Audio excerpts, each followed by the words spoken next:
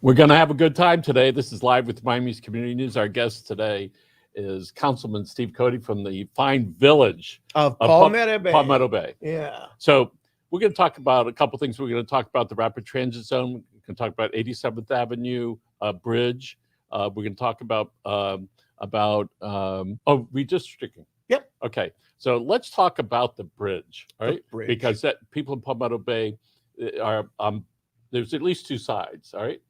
There's many more than that. Right, at least two. All right. So let's talk about, if we could, just a tiny little history, and then catch us up about what's happening today and what's going to happen in the tomorrows. Right. Well, 87th Avenue over the C-100 canal, the county in its transportation plan has had the option of building a bridge over that waterway for like at least the last 50 years. But Larry Hawkins opposed it when he was the District 8 commissioner. Danielle Levine Cava opposed it. And so the other commissioners were willing to go along with that. Danielle Cohen Higgins came into the job with a different viewpoint, and she was for it. And in a political situation like that, the other commissioners are willing to grant to, especially once we got districts, which I'm kind of responsible for as the guy who handled that lawsuit on behalf of Black and Hispanic voters. But once the area commissioner said, I want this, the other commissioners are willing to go along. And since 87th Avenue is a county road, it meant that was going to get built. And there was enough money left in, when you checked the cushions, the sofa cushions down at the Stephen Clark building, they found $3.1 million to design and build it. However, we tried to oppose it. The county didn't do the procedure correct for bringing the item up. But had we filed a lawsuit, the best we would have had was probably the judge saying, you know what, do it again. And this time notice it correctly. Yes. And we would have had exactly the same outcome. So for a long time, the transportation in and out of the south end of the county has been an issue, and people that are south, meaning Cutler Bay, Homestead, Naranja, not in that order, but right, want to be able to get uptown, wherever that is, and be able to go down and go south. So 87th Avenue is one of those methods of improving the flow of traffic, even though there's 4 or 5 from what I understand. There's potentially 5 places that they could. If you just look at all of the streets that cross or that abut a canal, and if the street ends in a 2 or a 7, that's either a county section line road or a half section line road, and the county has jurisdiction over that. So right now it's been funded, right? Yep. And has any work at all been done on that? No, they haven't even started the design process. And what we were able to do was through the interlocal mediation process. What we don't want is for people to come over the bridge and then start cutting through the neighborhoods, either on their way up or when they're coming home in the evening. So to put up certain calming devices, traffic circles, no right turn, no left turn signs, to keep people, if they're going to come on 87th Avenue, they got to pretty much stay on 87th Avenue until the road terminates. So when does the county anticipate starting on that? My guess is they're going to start doing the design work fairly soon. That kind of bridge doesn't take a whole lot of engineering. You just drive a couple of or a number of pilings down into the water, the canal, the C-100 canal. As long as you've got the South Florida Water Management District having you be, or it's okay with you driving pilings into their canal, and the Army Corps of Engineers is okay with you messing with the flow of water, because that canal exists to move water from the west part of the county out to the bay. And so long as we don't mess those up, they're going to give that approval. I know that homeowners or renters, whoever it is, they have a right to express their opinion. Yes. I know that when I moved to horse country, there's an empty lot next to me. I know one day there's going to be something there. Probably an 8-story hotel designed by Ed Silva. Oh, clever. Bang! Bang! All right. There you are, Ed. All right. So 87th Avenue Bridge, within a year it'll be done, I guess. Yeah. All right. Next, let's talk about the is known as the 10-foot wide sidewalk. Is it 10 foot wide everywhere? No. Or just in parts of it? In parts of it. And I always am amused when our former mayor, our ousted mayor, Gene Flynn, comes on with David and says that, well, it's not bicycle lanes. Well, it's also not a hat or a sandwich. We could make a list of things that it's not. It was never intended to be bicycle lanes. Intended to be a wide path. I mean, when I was using a wheelchair, I can tell you that trying to get on a sidewalk that's only 5 feet wide, a wheelchair takes up about 3 feet. And if you have somebody coming towards you, I can't get off. A person in a wheelchair can't get off into the grass because I might not be able to get back on. Someone coming on a bike may have to go off. Somebody in a carriage may have to take their baby carriage off to the side. A wider, and believe it or not, in several parts of our city and several parts of other cities, there is a standard by which you have a 10-foot sidewalk. It's not as if, oh my goodness, we came up with this number. This is an accepted engineering thing. And the area that we built the sidewalk on was all city property. We didn't have to go into court to do any eminent domain to get that property.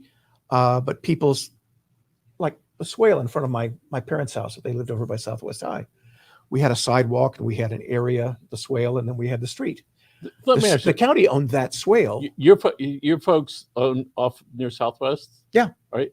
Gene's mother lives back there somewhere off of Miller. Yeah, I remember when Gene Flynn was our state representative. The father. And in fact, my dad, we converted our carport into a room, and we had to come about maybe 6 inches closer to the property line than we had to. The only person, and Gene's family lived on 87th Avenue. We were on 90th Court. We were a good half mile away. Gene's dad filed an objection to that. So my father was never a big Gene Flynn fan. Wow. Gene Flynn Sr. Okay. So 87th Avenue, the sidewalk seems to be built and everything's fine. Well, it's right? built to about Howard Drive. It's going to continue being built. So one of the further things to that, the that east. people were saying, all those big trees that were taken down. So tell us what's happened to replace some of those trees. Well, any of the trees that got cut down are going to be replaced someplace else in the village. So, but if there wasn't room for the tree as they were putting the sidewalk in, there isn't going to be room to put it back in exactly the same place.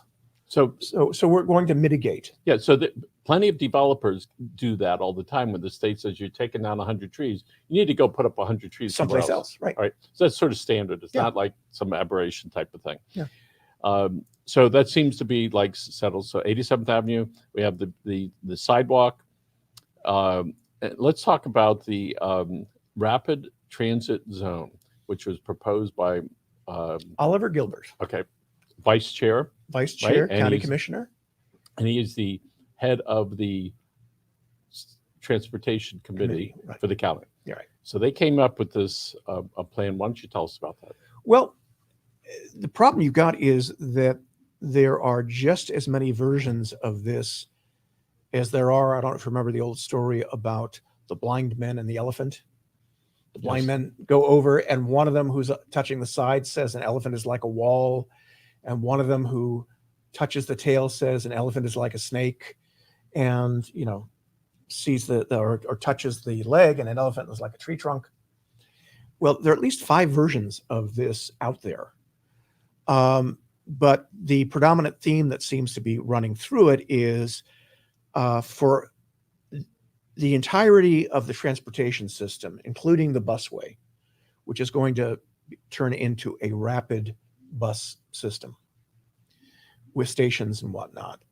The idea is to force people to use that. The county would come half a mile on either side of the busway and control the zoning of everything within that 1 mile wide, half a mile on each side corridor. Well, around Palmetto Bay on the other side of the busway is county. It's unincorporated. So the county already controls that. Years ago, I worked on when I was a puppy lawyer, a review of Dade County government. And we have a provision on the Dade County Charter that says municipalities get to control their own zoning. Mr. Gilbert's plan runs afoul of that. He wants to have the county have the authority to zone everything within that half mile to half mile strip. And in some places go up to 15 stories. So that would mean, there's a hotel, 150th? What street is that? Yeah, Quality Inn. All right. And Dabble. Yeah, so restaurant. that's within that's in that district. Yes. And the homes that on the west side of it also. Right. So is the Well, county the east of it. Yeah, east. Right. Yeah. So is the county saying those homes that are now zoned for residential could be much higher? Yes. Right. Yes. And controlled by the county. And controlled by the county. And the problem is that part of that plan to get people to use rapid transit is they are going to cut down the number of parking spaces required for these new structures. Well, knowing people the way they are, it's not as if they're going to say, you know what, I'm going to be reliant on public transportation 7 days a week, 365 days. They're going to say, well, if I don't have enough parking here, it may mean I have to walk half a mile, but I'll go park on the swales in the neighborhood behind us. So we understand those things are really built for the future, but are Miamians going to say, in the suburbs, because that's the suburbs versus downtown, going to go, I want to live this and I'm not going to have a car? Are we going to do that? That's what the theory is. I don't think that it makes sense for down here. We are a community that really blossomed after World War II.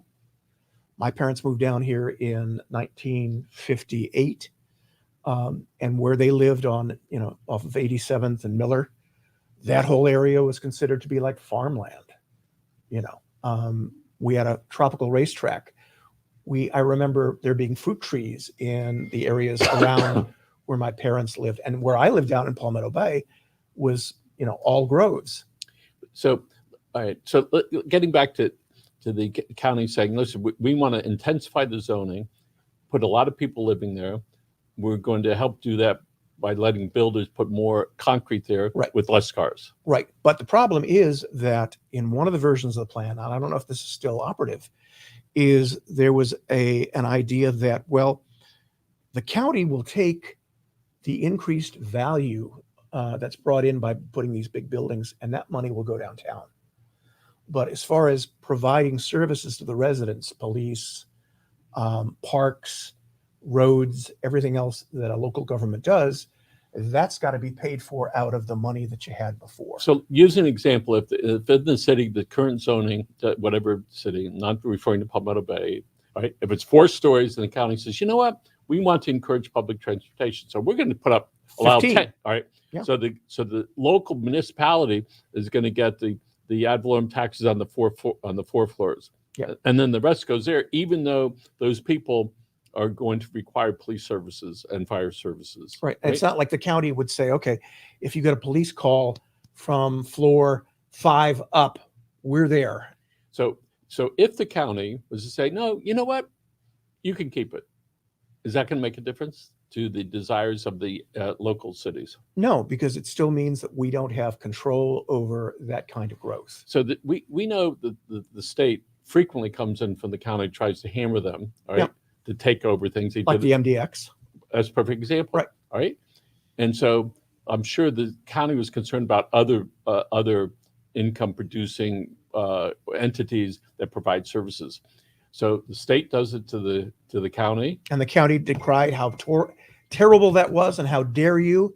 And yet they turn around and want to do the same thing to not just Palmetto Bay, but Cutler Bay, Pinecrest, down to Homestead in Florida City, and even in the beautiful city of South Miami. You are from the Metro Rail line, a half mile on either side. That's your entire town.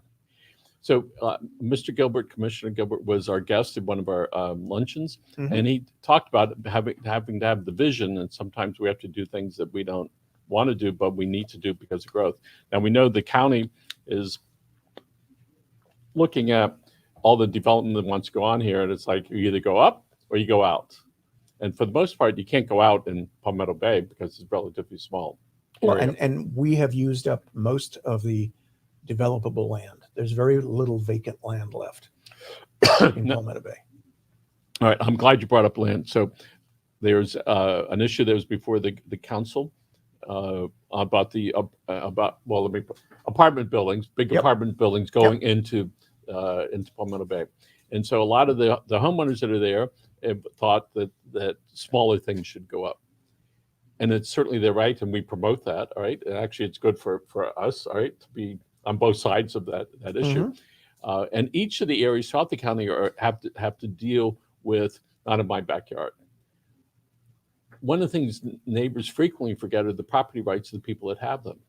And it's like, don't they have a right to do whatever the law allows and be able to appeal to the council? If that building gets put up over there and it was deferred. Which building? I know, I don't want to bring up specifically. Okay. All right.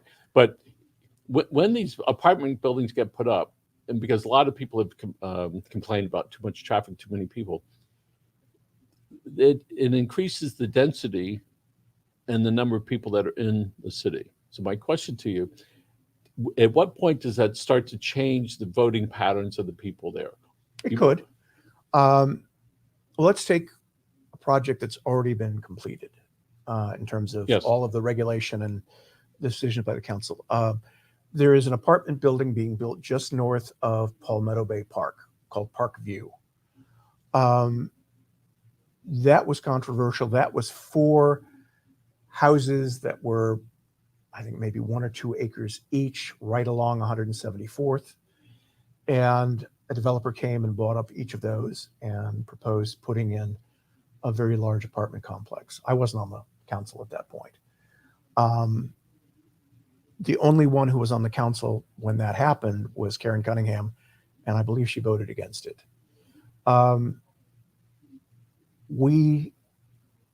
The attitude of our council has been changed to we need to have rational development. Now, if you go to a place like in Texas, the reason that I know about this is that, one, we studied Texas zoning in law school, and they have like no zoning control. And the practical effect of that was there was a petrochemical plant that was put up next to, the elementary school was already there, and the senior living facility was already there. But because Texas didn't have regulations, they put that up there, and as petrochemicals are wont to do from time to time, they exploded. Now, the school wasn't in at the time, so that no children were hurt, but the senior center was, senior living place, a large part of it was wiped out. You have to, the Supreme Court and others have said you can have rational control. The idea that every property owner should be allowed to use and develop the property to his highest and best ambition is something the courts have said, no, that's not the idea that you have to stick to. Texas, they do it, but I don't live in Texas, and I don't know if I'd ever want to live in Texas. One of the ways that people improve the value is they get zoning changed. Yeah. And that's a right to apply. And then the deciders, as our President Bush said, the deciders, right, make a decision. Right. So what is that? How do you manage, not on any specific project, being pulled one direction here, being pulled in this direction, maybe that direction? How do you process all that? Well, the way I do it is when a project comes in for rezoning, my first question is, how is this going to benefit the people in the village in which I live? And when the a lot of what a developer wants to do is discretionary. Please, please, please let me have, I should only have 24 units. I want to build 50 on the same piece of property. And so the question is, how does this benefit Palmetto Bay? And very often the developer will come back with, I don't know, but it's going to make me a lot of money. Well, to me, that's not a very persuasive argument. Frequently, developers donate parks, donate land, and give to the city. I see that, not in particular, Palmetto Bay. But that's part of the trade-off, which is so we can get, meaning the entity can get some value for it because they want to give it, but they want to get something in return. Right. Well, I mean, we in the Village of Palmetto Bay, we have road impact fees that aren't something that they give. We calculate what impact a development may have on the roads. Oh, it's Samba time. That's for you. It's Samba time. Who's that? Oh, no. Okay, I'll turn it off. Okay. And we have park impact fees. I think the park impact fee for Parkview, what we were just talking about, was in the nature of 6 figures. So that's something that a developer, even though they didn't volunteer, you made that a requirement. So there's the minimum, you're going to get road impact fees and park impact fees. And there are some other expenses that increasing population and density. It wouldn't apply to somebody who said, I want to convert my garage into a rumbus room. And there's no big impact on parks. You're not going to all of a sudden use the parks twice as much as you used to, and you're not going to be driving twice as much. But if you say, I'm going to put up 250 apartment units, then that could have that impact. So one of the things that lots of places like is they sort of a downtown. Yeah. Which is, there's downtown Miami, there's a downtown Doral. There's even a downtown Hialeah. Yeah. And so when I look to Palmetto Bay, I know there isn't yet. All right, we have 10 minutes left. Okay. So is that the desire of the city to have a common place that the city village can call it, this is our downtown district, without regard to the size, but a place that we can point to and say, isn't this great that's over here? Well, we kind of do that. We have an island where US 1 splits. Yes. And then comes back at 184th. At 168 it splits, and around 184th it comes back together. And in that island, which is part of Palmetto Bay, we sort of designated that as our urban area. So the development there can be more intense than in the rest of the village. Sometimes areas go find, they go and try to sell the concept. Hey, Mr. Developer, hey, we've got this here. It's favorable zoning for this type of thing. Is Palmetto Bay going to do anything like that to try to promote that area to get some builders, developers? Well, we already have. I mean, when prior councils and prior mayor, they went through a process of changing the zoning code to encourage that kind of zoning in that island. And so people who are developers know that, well, if you want to put up a very, very large, like a 10-story building, you couldn't do it in the main part of the village, but you might be able to do it on the island. And so, and your neighbors to the south, Bay, the Southland Mall, I'm sure they're making that zoning there favorable for some wonderful thing that may happen or may not. And I think that's what everybody's looking for, to have the sense of camaraderie within a city. I was out to Doral not too long ago, and it's like, wow, it's really amazing. And obviously it's a big city. But when Palmetto Bay gets to do that, it'll draw a lot of attention to the city. Before we go, I have to tell you the one story about how much fun I'm having being an elected official. I lost my foot before I qualified for election. Mm-hmm. And so I was in a wheelchair for about a year. And then, with this job comes a very, very small amount of money and health insurance. So I took my health insurance and I got a new foot.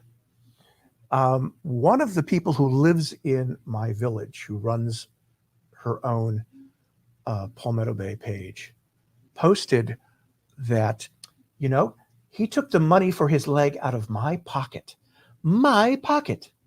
So I sent her a message. I found her telephone number. I sent her a text and I said, if you want, I'll let you wear the leg one day a month, but you're going to have to saw off your right foot to use it. She didn't like that, but I thought it was fun. And years ago in South Miami, when they tried to actually pay the commissioners here, there was so much pushback that they wouldn't take it. They wouldn't take it. It wasn't $10,000 a year. I don't think. We get paid $1,000 a month plus health insurance. Right. which, you know, if you break it down by the number of hours that the job requires, I'm making about an hour what I used to make as a bag boy at Publix back in 1976. So there are lots of thoughts about that. And we look at the Miami-Dade County Commissioners when they've asked for a raise, I don't know, 6 or 7, 8 times. And just every time it got turned down. Right? Well, but $6,000 was a lot of money in 1957 Yes. when we adopted the charter. 50 plus years later, 60 years later, it's not. I think that they should be paid.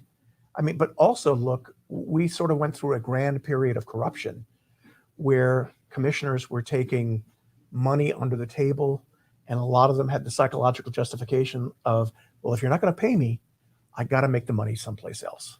Well, I'm sure that whatever one day, if that happens downtown, I'm sure whatever that number is, there'll still be some future elected person that would say the same thing, except for there'd be a couple more zeros on it. Yeah. So how many hours a week do you think the average councilman or commission in the city spends thinking about the needs and the voters in Palmetto Bay? I can't tell you what other people do, but I spend about 20, 25 hours a week between reading and answering emails, between talking with the manager or different department heads, consulting with our village clerk about things that are coming up, reading through materials like the zoning packet that we typically get for a major development, maybe 2,500 pages. I read all of it. When we get our package for just a regular meeting, it may be 1,200 pages. Again, I read all of it. So Steve, so you're elected for the first time, even though you've been around politics your entire life. Yep. And you were successful years ago in creating the 13 districts of Miami-Dade County. And 9 for the school board. And for the school board, yep. Really phenomenal things. So now that you're in elected office and you've had a year? December 7th will be a year. All right. So what's the reality part compared to what you thought it would be? Well, I've been working in the background for so long that the reality matches what I thought, except that I have a much wider group of people who claim they hate me. And I mean, when I was studying government at FSU, there's a political science term about the complainers that you run up against, the same 10 damn people. And so there are people who now have a little bit more of a platform because they've got their own Facebook pages. Again, someone else who ran a Facebook page complained that I told the commissioners not to do something and they did it. It's like, well, great. You're one voice of 17,000. So when you get elected, if you're lucky, if you win by, if you get 55%. I won by 498 votes. My former opponent, even though he's an accountant, can't get the number straight. Oh, it was only maybe 100 votes. So percentage-wise, yeah. So if somebody wins by 55%, right, that means 45% of the people didn't want you there. Right. All right. So that's just the way it is. And at 55 or 60%, that's like a whole big thing. One of the big differences, obviously, you're a public target compared to before. You were in the background, so you didn't hear that. And come back again. We'll talk about some other things that you might want to bring up. Steve Cody, Councilman Palmetto Bay, is our guest today. Thank you for your friendship. Thank you. And Andres, thank you. And we're going to call it a day. Folks, again, this is Live with Miami's Community News. Have a great